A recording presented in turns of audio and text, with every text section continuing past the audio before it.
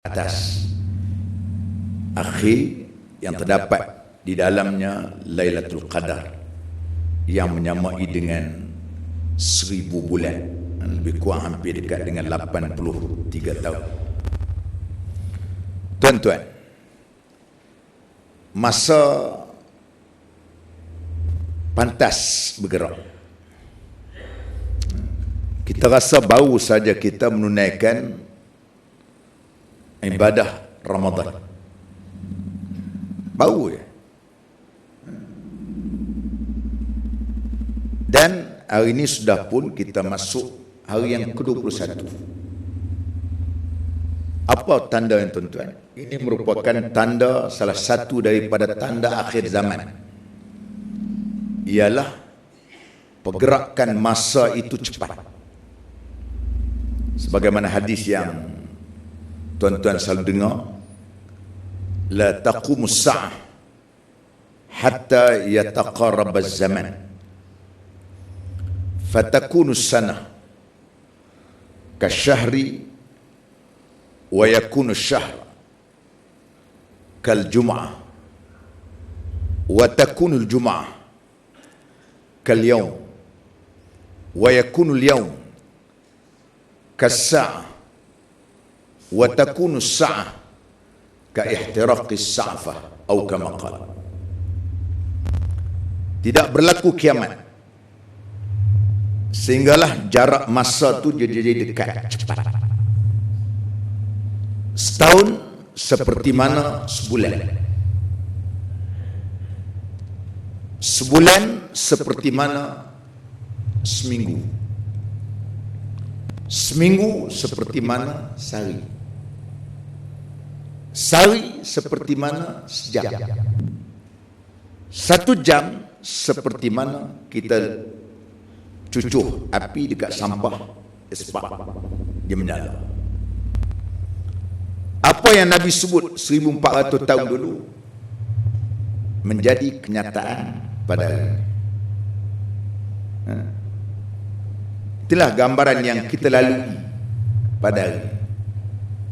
Nak menunjukkan tentang dunia ini sudah berada di penghujung hayat. Dan kita pun sudah berada di pengakhiran hayat, kerana disitulah akan adanya pertimbangan amal yang kita lakukan di atas dunia ini.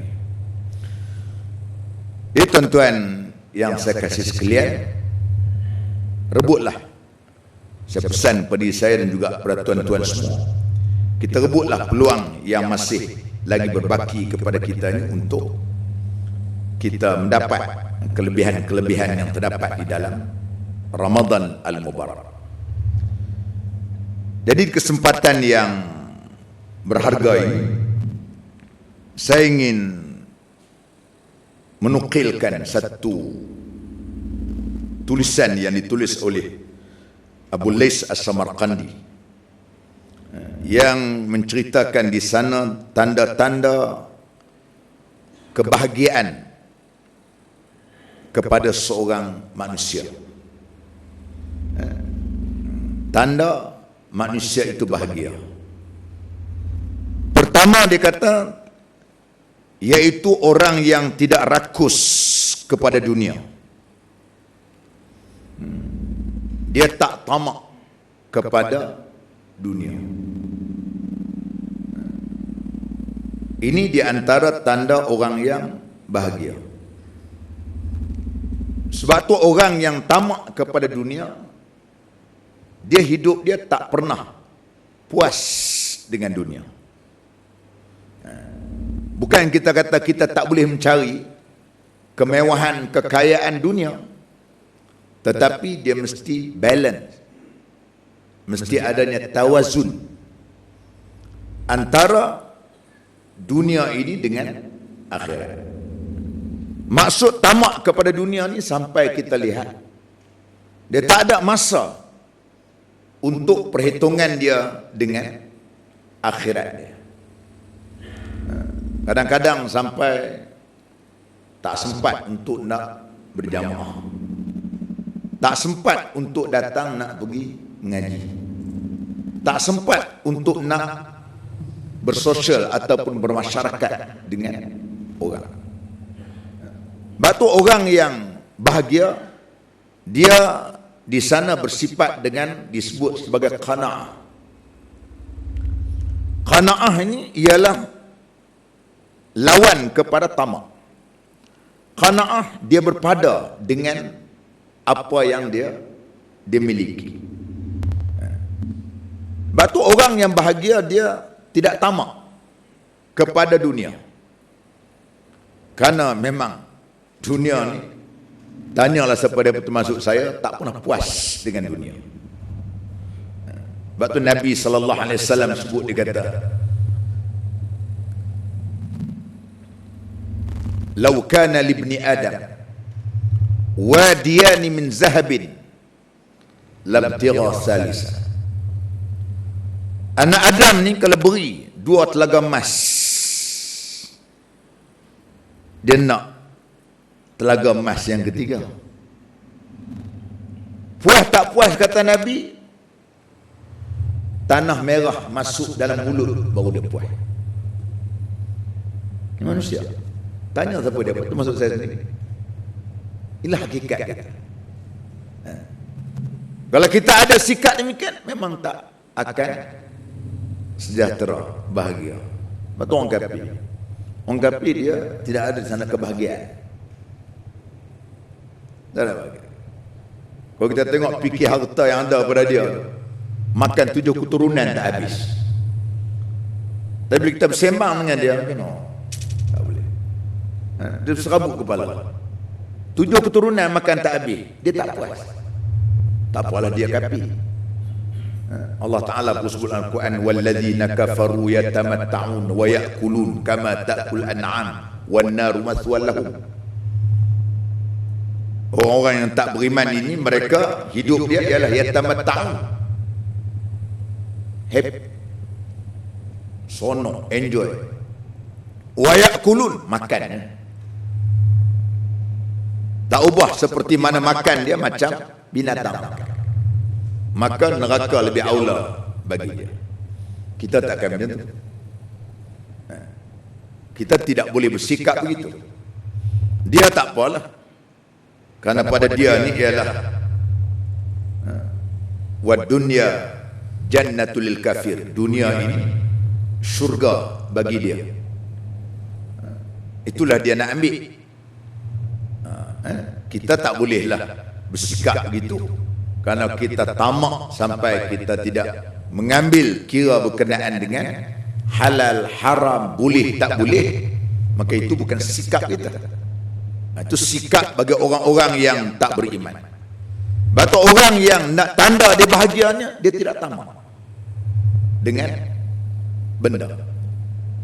Batu kalau tak tamak, bab yang berkaitan dengan soal dunia, diajarlah agama kita. Bab dunia ni dia suruh kita tengok unsur man asfala minkum.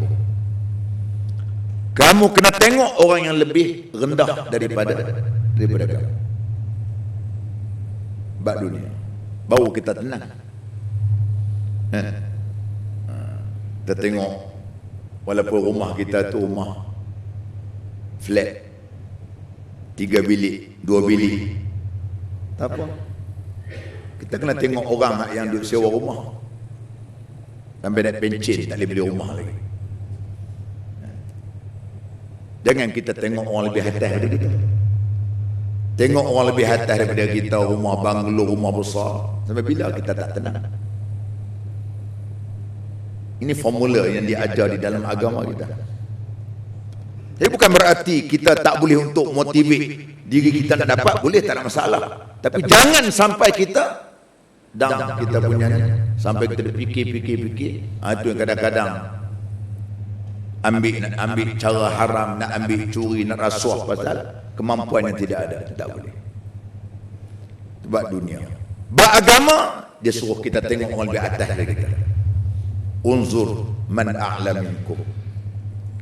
Tengok orang yang lebih tinggi daripada kamu. Maksud dia apa dia? Kita kena tengok orang yang lebih baik daripada kita. Ish. Dia ni dulu ni aku ingat aku lebih pandai daripada dia buat agama ni. Tapi nampak sekarang ni dia boleh jadi imam pula dah. Nampak. Kita tengok aku ingat nak jadi macam dia lah. Tak apa. Kita buat agama ni kena tengok orang lebih baik daripada kita. Jangan dia tengok hak yang lebih teruk daripada kita. Lepas awak yang teruk ni, Quran tak nak baca, aku boleh juga sikit baca. Kawan aku seorang saya tak boleh baca, dia tengok dia kira kawan yang bodoh lagi. Patutnya kita kena tengok orang yang lebih daripada kita. Ini bab agama. Bab dunia, supaya kita tidak bersikap dengan begitu, dia kata supaya kita melihat orang yang lebih rendah daripada kita. Sebab tu tanda orang yang sejahtera ini ialah orang yang menumpu, dia tidak tamak kepada dunia. Yang kedua, dia sangat menumpukan kepada ibadah dan mempelajari Al-Quran. Ini tanda orang sejahtera, orang bahagia. Dia tak abaikan bab ibadat kepada Allah Ta'ala. Buat kerja-kerja dunia macam mana pun, dengan Allah Ta'ala ni, dia tidak bebaskan diri dia dalam bentuk itu. Macam mana sekalipun, penumpuan dia ialah dia ibadah, dia jaga dengan baik. Kesempatan dia sembahyang berjamaah dia tak tinggal. Ibadat-ibadat lain, kerana disitulah datangnya pertolongan Allah Ta'ala. Wasta'inu bis-sabri was-salah, kata Allah. Mintalah tolong dengan sabar dan semayang. Sebab tu orang tak semayang, dia tak bahagia. Kita boleh tengok, kenal kawan-kawan kita, rakan sejawat ni kita yang tak semayang, walaupun gaji dia berpuluh ribu sebulan, tapi dia tidak ada kebahagiaan. Tak ada kebahagiaan. Dia bahagia ni tuan-tuan. Sejahtera ni benda yang gifted. Ini anugerah Tuhan tu, anugerah Allah. Bukan benda yang boleh dibeli, bahagia. Bukan benda yang boleh kita dapat di kedai ataupun daripada mana-mana konsultan. Bukan begitu. Bahagia, ini anugerah Allah yang Allah Ta'ala berikan. Mungkin kadang-kadang kita tengok rumah dia besar, belum tentu dia bahagia dalam. Kadang-kadang kita tengok rumah dia kecil, mungkin dia lebih bahagia daripada kita. Dia bahagia. Kadang-kadang kita tengok di pejabat kita, khani, piun, jaga, kadang-kadang lebih bahagia daripada kita. Dia hidup tenang, keluarga dia, anak dia senang. Kita pula walaupun pangkat besar, kadang-kadang berserabut dengan masalah isteri, dengan masalah anak, masalah macam-macam dia tu. Ini bahagia. Bahagia ini anugerah Allah. Sebab itu orang yang bahagia ini antaranya ialah ibadah dia tidak abaikan. Dia jaga hubungan dia dengan Allah Subhanahu wa Ta'ala. Quran dia baca. Sebab tu Quran ni, terutama kita bulan Ramadan ni, kalau boleh kita baca lebih sikit lah. Azam kita sekurang-kurangnya kita kena khatam Quran dalam Ramadan. Tu bagi yang mampu. Bagi yang tak mampu tak apa, kurang-kurangnya baca lebih sikit Quran. Dan kita harapkan Quran ni tuan-tuan,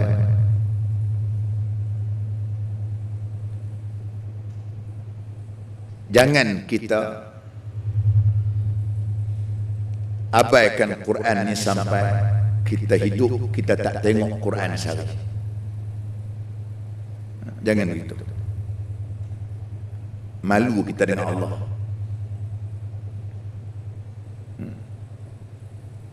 Malu kita. Jangan besok di akhirat, besok buku amal kita, amalan yang kita tunjuk lebih banyak baca WhatsApp daripada baca Quran. Lagi tahu WhatsApp pula, WhatsApp mengaruh pula. Facebook pula, Facebook yang bengong-bengong dia tu tulis dalam tu. Lagi berat kita pula forward kat orang lain pula, lagi kacau pula. Baca tu sebasal lah, forward kat orang pula yang benda tak betul tak. Membuat satu orang panggil apa, kejahatan jariah kita apa. Dah lah Quran tak baca Quran tu tak apa lagi. Baca benda ni kita pula duduk bawa dia panjang-panjang ke hal lain, lagi berat lagi kita. Quran nak baca. Quran ni sumber ketenangan.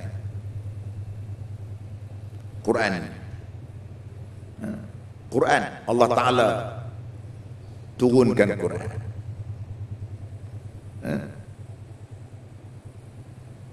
Alif Lam Mim Zalikal kitabu la raiba fihi hudan lil muttaqin. Demikianlah kitab yang tak ada ragu untuk memberi petunjuk kepada manusia.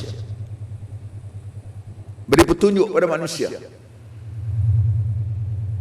Sebab tu kita jadikan Quran ini sebagai panduan kita. Dahlah hari ini amalan kita tak beramal dengan Quran. Quran hanyalah ditinggal dalam mushaf yang cantik, dibalut dengan elok, dimusabaqah begitu saja. Dari segi hukumnya, amalannya dah kita tak buat. Tiba-tiba bacanya pula tidak. Dahlah amalan pun kita tak buat. Apa terkandung dalam Al-Quran ni kita tak laksanakan. Lagi teruk. Tapi Quran kita, inilah yang disebut oleh, apabila orang tanya kepada Ibrahim Adham, seorang ahli sufi di kota Basrah. Orang tanya dia, Pak Syekh, pasal apa kami punya doa ni tak makbul? Dia jawab, salah satunya dia kata, awak baca Quran tapi awak tak mengikut apa yang ditulis, yang diarahkan dalam Quran. Macam mana doa kamu nak makbul? Hari ini kita tengok lama, kita baca Yasin wal Quranil Hakim. Puji Quran tu. Quran tu maha bijaksana. Tapi bila mari nak laksana, macam-macam alasan kita. Masyarakat majmuk, hidup berkecamuk. Tak boleh buat. Tengok baru ni apabila isu berkenaan dengan RUU 355. Isu yang kita fikirkan tak sepatutnya orang Islam marah. Orang kafir pasal, tapi orang Islam tak sepatutnya tak bersetuju. Kerana 355 yang dibawa oleh Tuan Guru Haji Abdul Hadi Awang itu ialah untuk nak memberikan bidang kuasa mahkamah syariah itu tinggi sikit. Tu je. Sekarang ni bidang kuasa mahkamah syariah setakat 356 je. 3 tahun penjara, RM5,000 denda, 6 kali rotan. Itu orang panggil 356. 356 ni bidang kuasa mahkamah syariah. 786 tu kedai Mamak Said tu. Tu. 86. Tu je.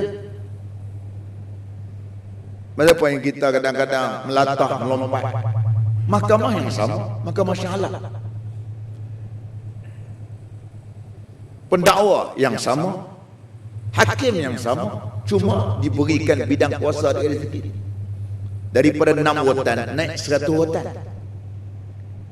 Tu je. Tak membabitkan orang lain. Tapi pasal apa? Dia tak nak nampak macam syiar Islam tu, penghayatan Islam tu berkembang. Itu benda dia. Saya tanya kawan-kawan daripada DAP, kawan-kawan DAP tanya, siapa ni takut kan? Tak boleh nanti nampak macam Islam ni nak berkembang. Mana boleh betul?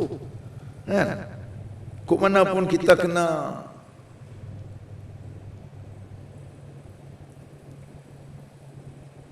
walaupun penjajah ni jahat kita panggil, tapi dia buat mahkamah syariah itu okey lah. Kalau hari ni dia nak buat mahkamah syariah, baru nak buat, tuan-tuan bayangkan. Kalau hari ni baru nak buat,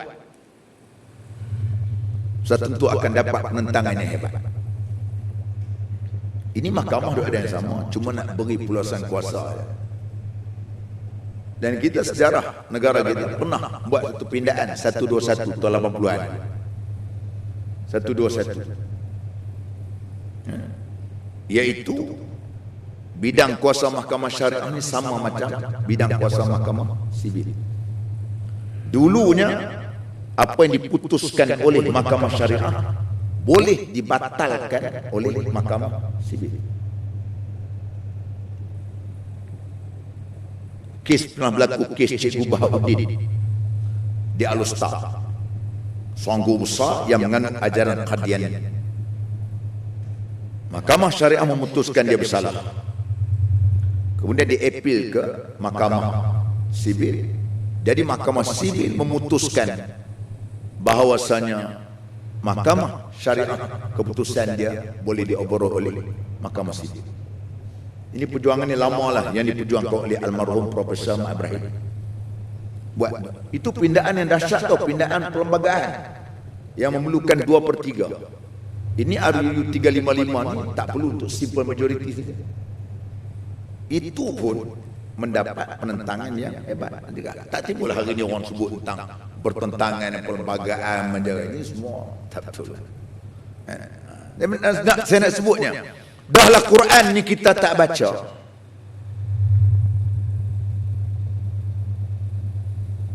Hukum kita tak buat, tiba-tiba Quran pula kita tak baca. Malah. Konkonnya, jadilah kita ni orang yang baca Quran. Bagaimana yang Nabi sebut, afdalul ibadah tilawatul Quran. Sebaik-baik ibadah itu ialah membaca Al-Quran. Ini yang kita katakan tadi ialah perlunya kepada perkara benda yang disebut tadi, supaya kita tanda orang yang sejahtera ni dia menumpukan kepada ibadah. Kita nak tenang, nak jiwa tenang, ibadat kita, Quran kita baca. InsyaAllah tuan-tuan, bila Quran kita rajin baca, ni di antara ubat tak nyanyuk.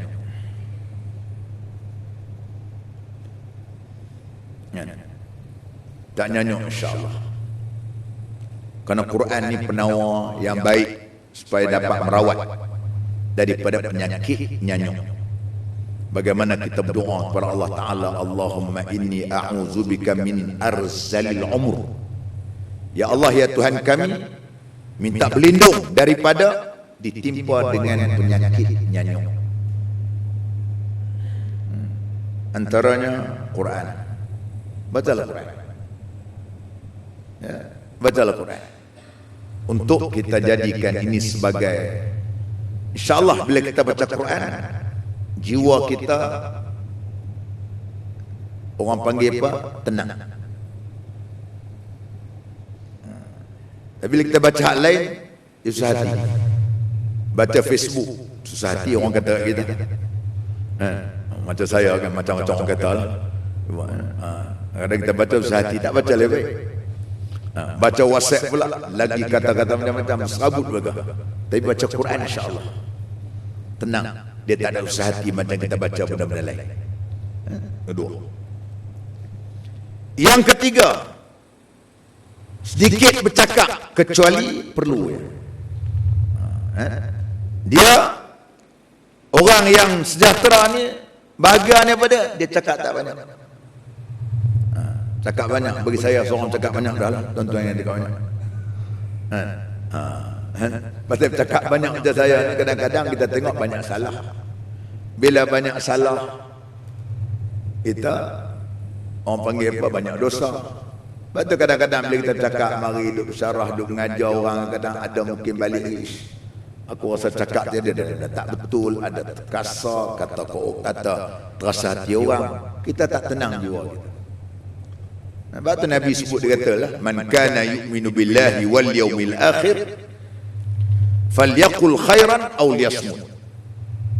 Siapa yang beriman kepada Allah Ta'ala dan hari kiamat, hendaklah dia berkata benda yang baik ataupun dia diam.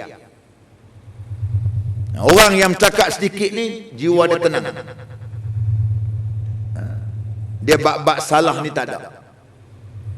Bila bercakap banyak ni, banyak benda-benda yang kita bercakap tadi salah, ataupun benda-benda yang kadang-kadang kita bercakap tadi benda yang menyalahi dari segi prinsip-prinsip agama kita. Itu yang kita sebut sebagai yang ketiga. Sebab dia kata sedikit kita bercakap kecuali kita cakap hak perlu saja. Hak tak perlu ni kita tak cakap. Hak perlu saja cakap. Dia cakap banyak memang. Ada benda yang kita cakap tadi menyebabkan kita nanti fikir. Yang keempat, menjaga semayang. Dia kata semayang yang waktu. Jaga semayang. Batu orang yang jaga semayang, tuan-tuan tengok,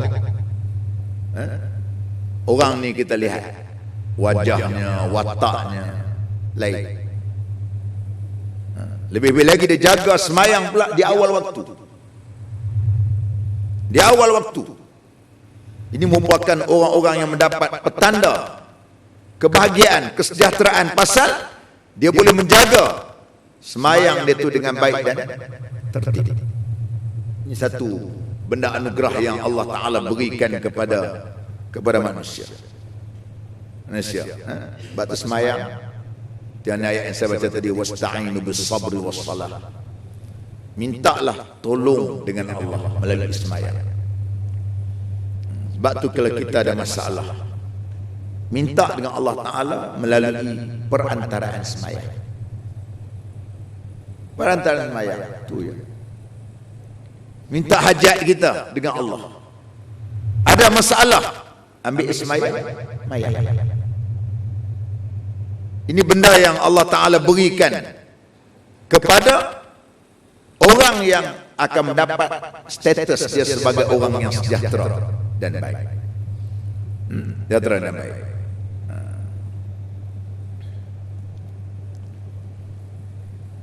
Yang keempat, yang kelima, bertawaduk. Sifat dia tawaduk, tak sombong orang.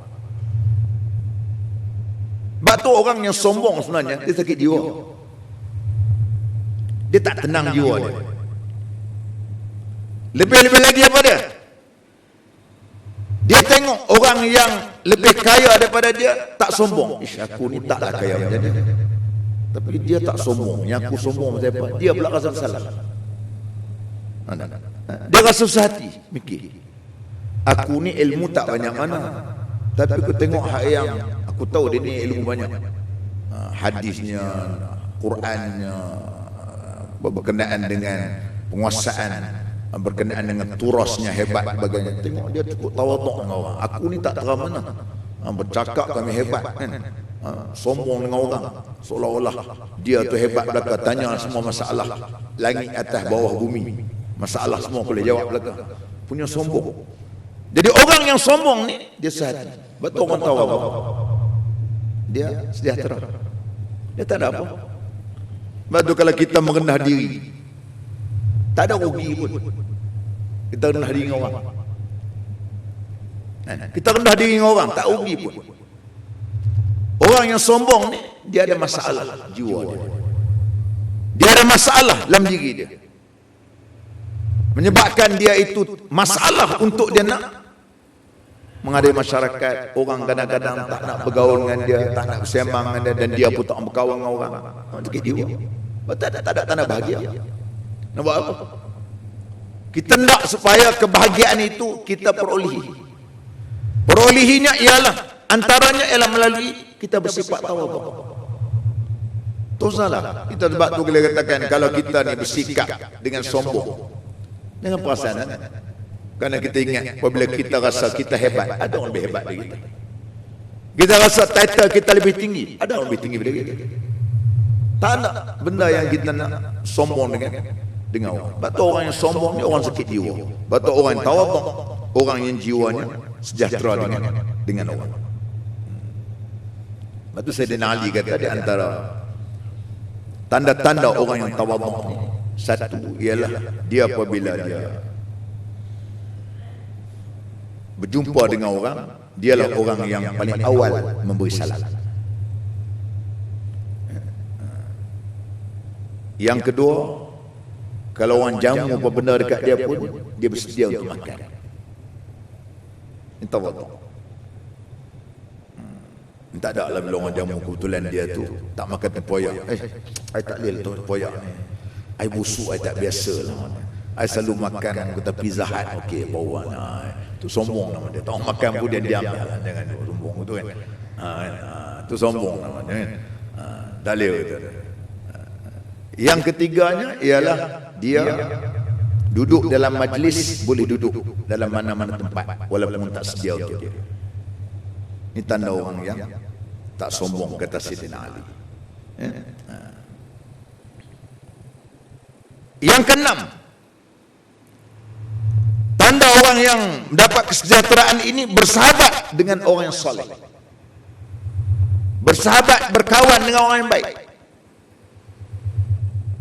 Dia berkawan dengan orang baik, orang yang soleh. Sebab tu kita nak bahagia, nak sejahtera, kita berkawan dengan orang baik. Macam Nabi SAW kata, kamu berkawan dengan orang baik ni macam kamu berkawan dengan orang jual minyak atar, minyak wangi. Walaupun kamu tak beli, tapi bau wangi itu ada. Kawan orang baik. Satu, bila kawan orang baik, kita boleh ambil daripada dia mutiara-mutiara kata dia. Satu, kita boleh tiru kelaku perangai dia, kawan-kawan yang baik. Sebab tu kita apabila nak Sayyidina Umar Al-Khattab, pernah Sayyidina Umar ni ada seorang kawan yang kata, ni kawan ku yang baik ni. Sayyidina Umar tanya dia, nak tanya sikit, awak pernah musafir dengan dia? Tak pernah. Kau tak pernah, awak tak boleh anggap kawan kamu terbaik. Nak kenal hati budi perangai ni musafir. Tuan-tuan tak kenal hati budi saya.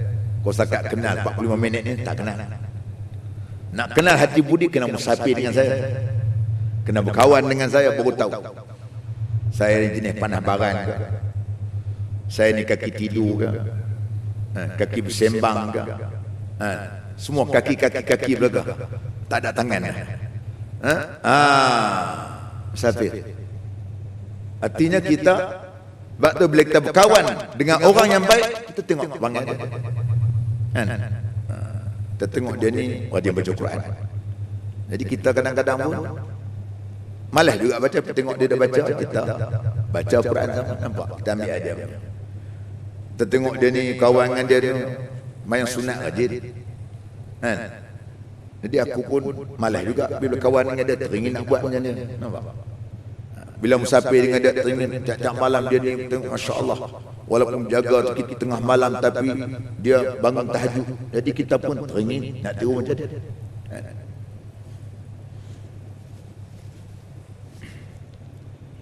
Itu kita katakan dia suruh apa, kawan dengan kawan yang baik.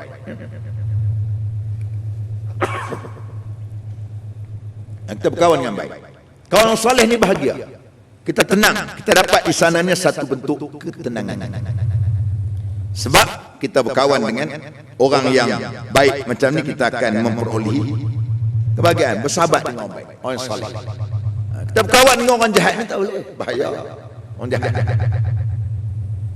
kita kawan jahat, tiba-tiba kita berkawan tu memang kaki pecah rumah, kaki pecah rumah, rompak, lalu macam-macam lah. Tiba-tiba kita naik kereta dengan dia, kalau polis buat blok nak cari, siap kita pun 3 malam lokak sekali. Tak ada pasal-pasal, kita ni orang baik, kawan dengan dia, kenal dengan kita sekali. Dengan kita sekali, dia nak buat kawat macam-macam itu, hak dia sebagainya. Tu punca bila berkawan, akhirnya kita dah susah hati. Apabila dia kena tangkap, orang cari pula. Orang yang sering duduk berjalan dengan dia, padahal kita ni bukan apa, bukan apa-apa, ada polis pula nak cari kita, sebab kita duk rajin berkawan dengan dia. Ini kan supaya kawan orang baik, insya-Allah.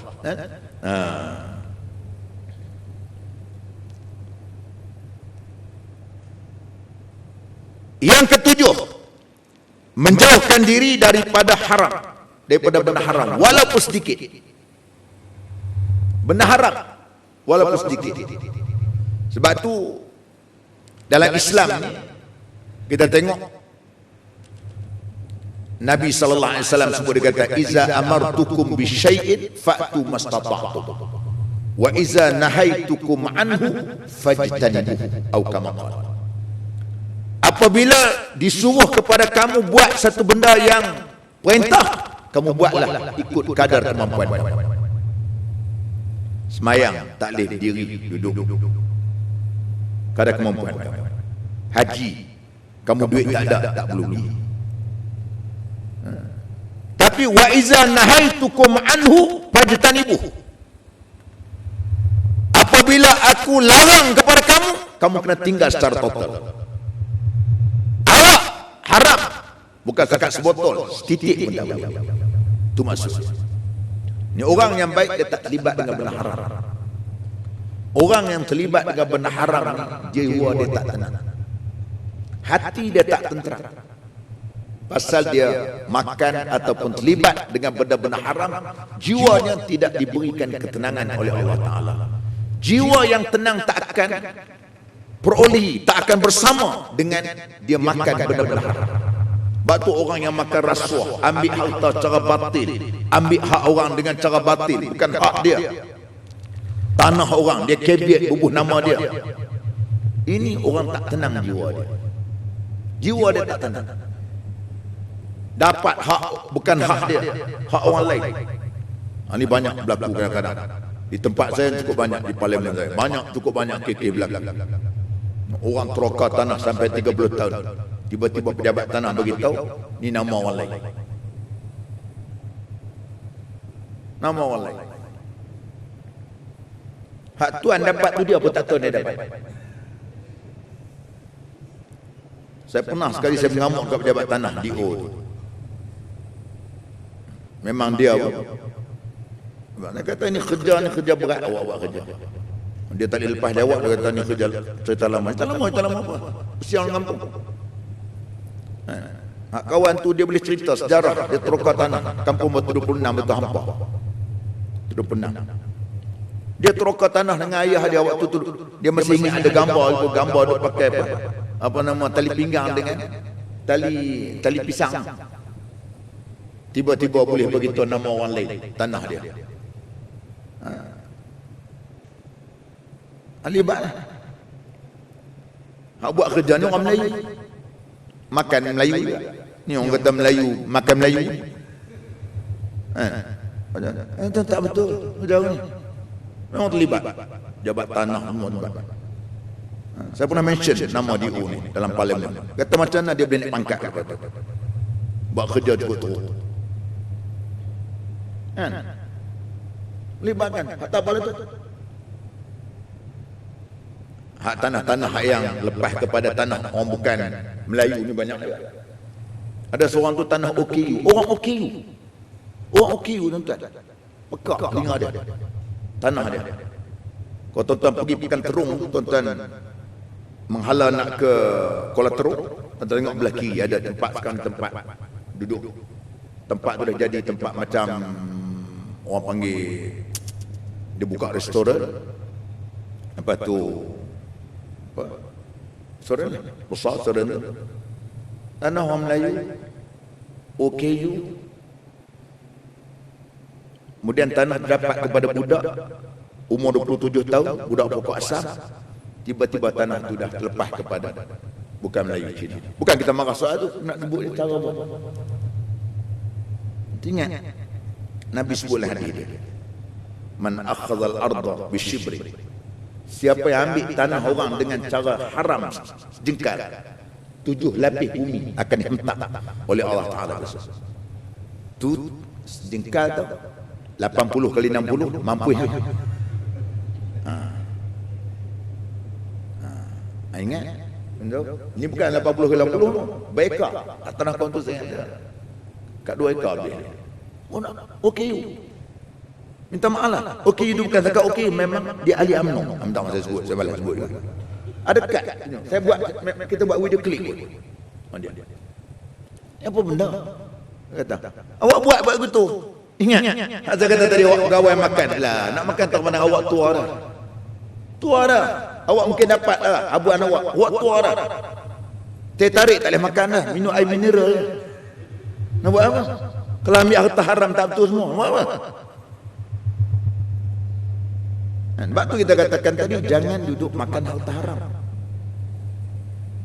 Kadang-kadang yang paling kita nanya kalau tuan-tuan kita makan harta haram ni, anak kita tak berdosa tu kena. Anak kita tak berdosa tu kena. Sebab apa? Sebab kita jamu anak kita dengan hal tertentu. Anak kita tak tahu apa, isteri kita tak tahu apa, anak kita. Akhirnya kita tengok anak kita masalah dekat sekolah. Mengaji tak dapat, benar, kena public caning, macam-macam. Semua. Becek. Kita beri makan dekat dia. Dia besar besok anak kita ni perawatakan macam kita juga. Ini punca. Makan dengan main. Sebab tu orang yang makan harta haram ni dia tidak ada kebahagiaan. Sebab tu orang yang bahagia dia tak makan benda-benda harta yang haram itu.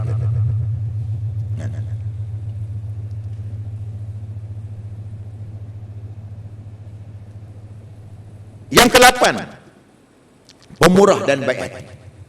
Orang yang kita katakan sebagai orang yang pemurah, jawad wal karar, maknanya orang yang pemurah, orang yang tabarruk, dermawan, pemurah sebagainya. Ini di antara orang yang tenang hati dia. Orang yang lokek, bakhil ni orang yang jiwanya tak tenang. Sebab tu orang bakhil dia juga jiwa dia tak tenang.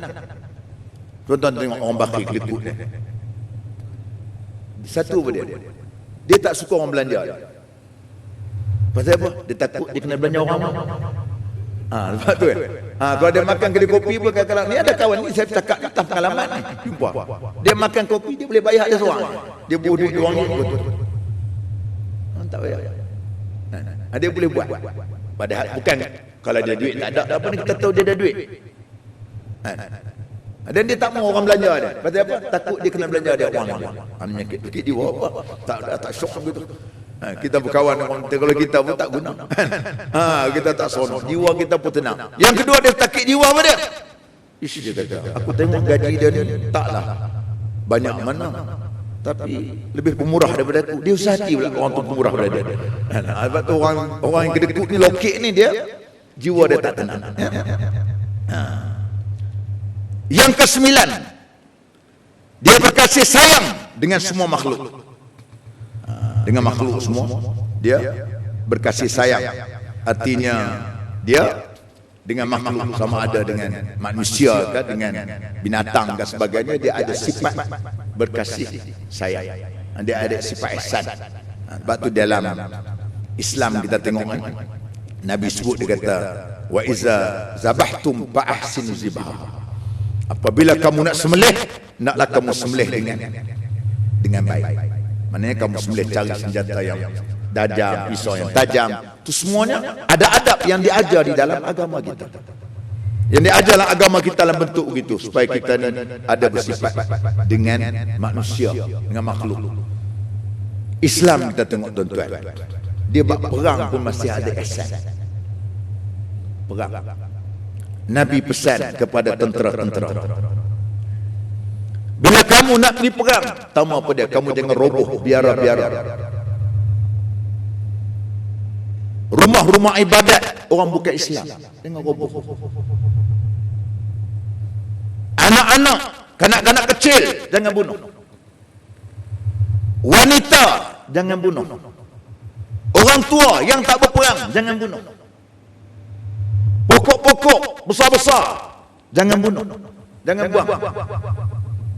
Islam ni orang panggil kawan sebut tentang akta nuklear, lebih hebat daripada hak yang gagasan dibuat di Geneva dan sebagainya. Tak ada yang mana Islam buat. Sebab tu kita tengok mana-mana kita lihat bila berlaku revolusi Perancis ke, semua kita lihat mengorbankan jiwa orang, beribu orang jiwa yang mati. Tetapi Islam tidak begitu. Islam dia ditanam dengan sifat ihsan, sifat berbaik, bukan saja dengan manusia biasa, dengan musuh sekalipun masih di sana ada konsep ihsan. Dalam perang ni kita kata tak ada noktah lah kita katakan, tapi dah diajarlah agama kita jangan. Walaupun begitu, kamu kena ada disiplin kamu dalam konteks itu. Inilah yang kita katakan hebatnya agama kita ni, tuan-tuan. Dan akhir sekali dia kata, iaitu selalu kamu ingat kepada mati. Ingat kepada mati. Sebab tu orang ingat mati ni dia, jiwa dia tenang. Sebab tu Nabi kata, aksiru zikral maut yushghiluka amma siwah. Perbanyakkan untuk ingat mati, nescaya kamu akan tak boleh tahu bab lain. Bab mati. Mati bukan berarti kita ni nak menjadi orang yang demoralize, tak ada dimotivate, tak ada motivasi, bukan begitu. Mati ini ialah untuk lebih kita bermotivasi lah hidup. Bukan apabila kita ingat mati, tak apalah, nak mati lah, siapa nak merintah dunia, mau merintah lah. Tak betul tu. Itu ajaran songsang, tak betul mengajar gitu. Kan? Tak betul itu. Maksudnya kita bila ingat mati ni, kita akan disoal amal kita. Itu maksudnya. Bukan saja kita mati-mati saja. Sebab tu jangan dia anggap orang kata, ustaz, matilah senang ustaz. Bila mati senang, GST pun tak kena ada. Bukan gitu. Jangan dia tuan-tuan dia fikir marah GST nak minta mati, tak betul. Kan? Kita nak berhadapan dengan hak yang hak kubur kita tak tahu berat lagi Jangan dia fikir nak minta mati gitu. Bukan kata penyelesaian mati itu, mati itu hanyalah mukaddimah kita nak hidup lagi satu alam lagi lain daripada barzahnya ala akhirat. Cuma kita kena ingat mati. Bila ingat mati ni kita nak buat satu benda, kita fikir aku ni nak mati. Kita fikir nak mati. Macam kita datang sembahyang, saya ingat mati. Orang tak sembahyang, kita tak ingat mati. Sebab tu kita buat amal dunia ni semua pasal mati. Kalau pasal hidup, kita tak sembahyang. Pasal kita nak mati. Semua kita nak buat bekalan kita untuk nak mati, untuk pergi kepada Zalul Ma'ad, tempat yang kekal sana. Kita nak mati. Itu menyebabkan kita ingat mati. Bukan berarti kita sampai kita tak nak buat benda, tak betul. Sebab tu bab kiamat pun sama pernah Nabi kata pada seorang sahabat, kalau ada dekat kamu biji benih, besok kamu tahu kiamat, besok kiamat, kamu kena tanam benih ni. Apa makna? Ni agama kita bukan berarti walaupun kamu tahu besok kiamat, tapi ada benih dekat kamu kena tanam hari. Bukan berarti apabila kamu dah nak tahu mati sebagai kamu tak bekerja, bukan. Itu sikap Islam yang Islam aja. Inilah yang kita katakan perkara-perkara benda yang boleh menjadikan renungan kepada kita. Kita harapkan kita tergolong dari kalangan orang-orang yang disebut oleh Abu Lais As-Samarqandi ini, dan bersasarkan juga kepada Quran, hadis yang ditunjukkan berdasarkan pengalaman-pengalaman ulama-ulama yang melalui proses itu kita menunjukkan tentang ilah di antara benda-benda kebahagiaan yang ada kepada manusia itu sendiri. Jadi itulah saya dapat sampaikan. Dan sebelum itu, di mana yang tuan-tuan maklumlah, saya hadir pada hari ini untuk minta sedikitlah kepada tuan-tuan untuk membantu saya dalam untuk nak membantu orang fakir miskin, orang-orang susah, mu'allaf, PKU, anak yatim di tempat saya di Parlimen saya di Bukit Gantang. InsyaAllah petang ni saya dah nak bagi lebih kurang 54 orang. 54 orang.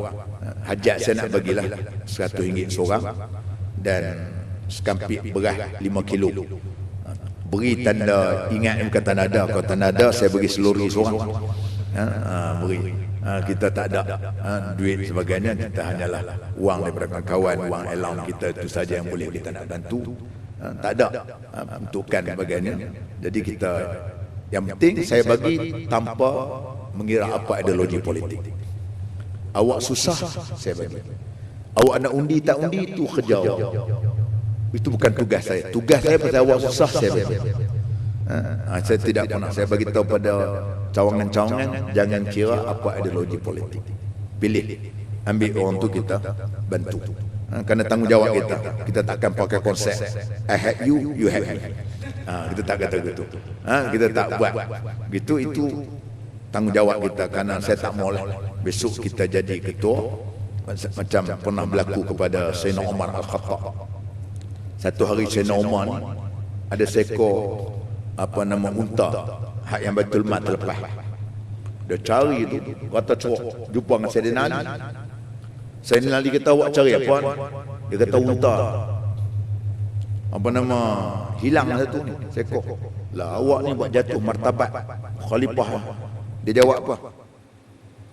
Kalaulah seekor unta jatuh dalam sungai Furat, Umar akan ditanya. Seekor unta ya? Bukan 26 bilion tuan. Seekor unta ya? Itu pun ditanya. Bukan 50 bilion, bukan 40 bilion, bukan bilion-bilion. Seekor unta. Dia kata Umar akan ditanya oleh Allah Ta'ala pada hari akhirat nanti. Jadi saya pun memang hak Zaid buat kerja ni takut bimbang, takut orang-orang yang kita terlepas pandang. Saya tu antara saya pantang marah sangat ialah pada orang-orang cawangan kampung yang tak maklum pada saya berapa. Kadang kita pun tak tahu, terlepas pandang. Kita tak tengok, tak tahu kan.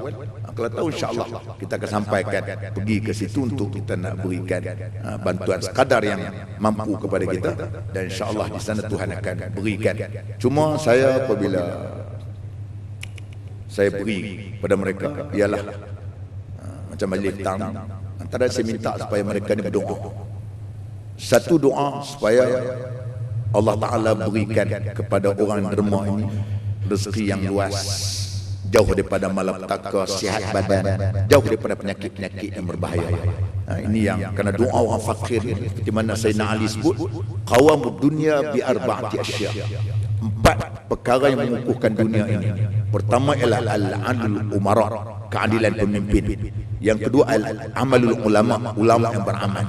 Yang ketiga ialah wasakhawatul aghniya, pemurahnya orang-orang kaya. Dan yang keempat apa dia? Doa fuqara, doa daripada orang-orang fakir kepada kita.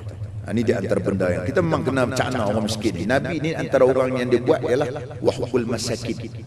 Dia kesian, sayang kepada orang miskin. Orang miskin ni tuan-tuan, sebab tu kita tengok dalam kitab. Tuan-tuan tengok dalam kitab Salikin pada cerita bab berkenaan adab kita jumpa kenuri. Orang miskin ni haram kita kalau kenuri kita panggil orang kaya, saya tak kenal miskin. Tetapi tidak mengapa kita panggil orang miskin saja, tak panggil orang kaya. Macam tuan-tuan ni, orang tak bagi kenuri tak apa, tak kecil hati ya. Sikit tak kecil hati. Tambah kita makan daging, tak boleh makan daging. Bukan go out. Istilah baru, bukan go. Kenapa Ustaz? Go out. Go out tegak kan. Jadi go kita pun sampai tak boleh makan. Tapi orang miskin jangan. Itulah masa dia nak makan daging, nak makan sedap. Sebab tu ni Islam dia cukup mengambil perhatian berkenaan dengan orang-orang miskin dan sebagainya. Wallahu a'lam. Jadi mungkin di belakang nanti ada sediakan sejadah. Marilah sama-sama kita doa kepada Allah Subhanahu wa taala. Auzubillahi minasyaitonir rajim. Bismillahirrahmanirrahim. Alhamdulillahirabbil alamin wassalatu wassalamu ala asyrafil anbiya'i wal mursalin wa ala alihi wa sahbihi ajma'in. Ya Allah, ya Tuhan kami, ampunlah dosa kami ya Allah. Dosa yang kami lakukan sama ada kami sedari maupun kami tidak sedari ya Allah. Ya Allah, di hari baik bulan baik ini ya Allah, ampunlah kesalahan dan dosa kami ya Allah. Ya Allah, berikanlah peluang kepada kami untuk merebut Lailatul Qadar ya Allah.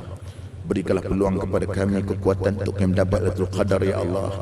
Berikanlah kesejahteraan untuk kami dapat Lailatul Qadar. Ya Allah, Kau jadikanlah Ramadan ini Ramadan yang terbaik untuk kami ya Allah.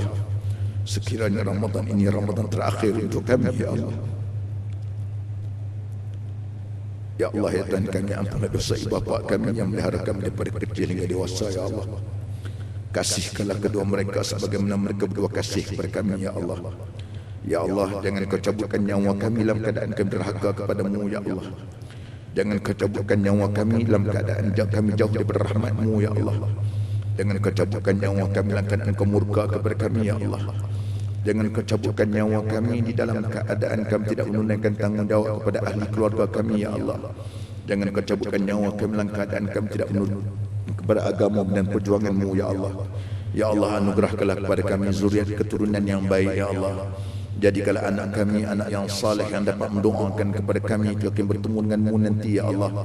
Ya Allah, ya Tuhan kami, jauhkanlah anak kami terlibat dengan kancah zina ya Allah. Jauhkanlah zuriat kami terlibat dengan pergaulan bebas, ya Allah. Ya Allah, ikatkanlah kasih sayang antara kami suami isteri dan anak-anak di atas agamamu, ya Allah. Murahkanlah kepada kami dengan rezeki yang halal, ya Allah. Ya Allah, ya Tuhan kami, Kau berikanlah hidayah dan taufik kepada saudara-saudara kami, ya Allah. Berikanlah kepahaman agama yang sebenar kepada mereka, ya Allah. Kasihanilah mereka, ya Allah, kerana mereka saudara kami, ya Allah. Mereka rakan jiwa, rakan dan taulan kami, ya Allah. Mereka rakan sejawat kami, ya Allah. Mereka anak menantu kami, ya Allah. Mereka ipoduai kami, ya Allah. Mereka mertua kami, ya Allah. Mereka merupakan saudara kandung kami, ya Allah. Mereka merupakan ibu bapa kami, ya Allah. Selamatkanlah mereka, ya Allah, daripada neraka Jahannam-Mu, ya Allah. Allahumma ansuril Islam wal muslimin. Allahumma ansur ikhwanana al-mujahidin fi Palestin, wal mujahidin fi Gaza, wal mujahidin fi Syria, wal mujahidin fi Misr, wal mujahidin fi Fatani, wal mujahidin fi Rohingya, wal mujahidin fi biladina Malaysia, wal mujahidin fi kulli makan wa fi kulli zaman. Allahumma alayka liman alladhina yasudduna an sabilik. Allahumma alayka liman mana'a masajid an yuzkara fiha ismuhu wa sa'a fi kharabiha. Allahumma wahid sufufal muslimin wa asakir al-muwahhidin wa dammir a'da'aka a'da' ad-din. ربنا اطمس على أموالهم واشدد على قلوبهم. ربنا آتنا في الدنيا حسنة وفي الآخرة حسنة وقنا عذاب النار. وصلى الله على سيدنا محمد وعلى آله وصحبه أجمعين والحمد لله رب العالمين. تقبل الله منكم.